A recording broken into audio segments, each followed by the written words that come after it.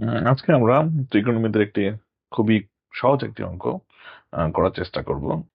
তো এটা আসলে বেসিক্যালি ওইভাবে করা যায়। এটা আমি যদি এখানকার স্কোয়ার করে দিই তাহলে দেখবেন যে সাইন স্কোয়ার এ প্লাস কস স্কোয়ার এ সমান সমান 2 থাকবে। আবার এটাকে যদি আপনি কিউব করেন তাহলে আপনি দেখবেন সাইন কিউব এ প্লাস কস কিউ এ সমান সমান 2 হবে।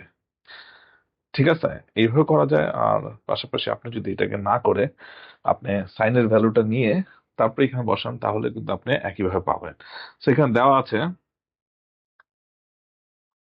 হলো sine a plus cosec a সমান সমান 2। তাহলে আমরা বলতে পারি সাইন এ প্লাস 1/sin এ সমান সমান 2।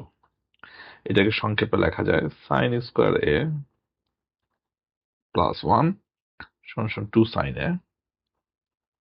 আবার এটাকে যদি আমি করি এরকম sine a sine square a minus 2 sine a plus 1 is equal to 0। So এখান থেকে আমি সহজে লিখতে পারি সাইন এ মাইনাস 1 তার square is equal to 0।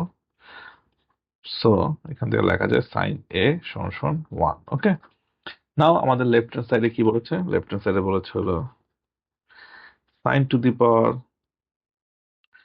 N a plus cosec to the power n a, এটা সমান সমান 1 টু দি পাওয়ার এন।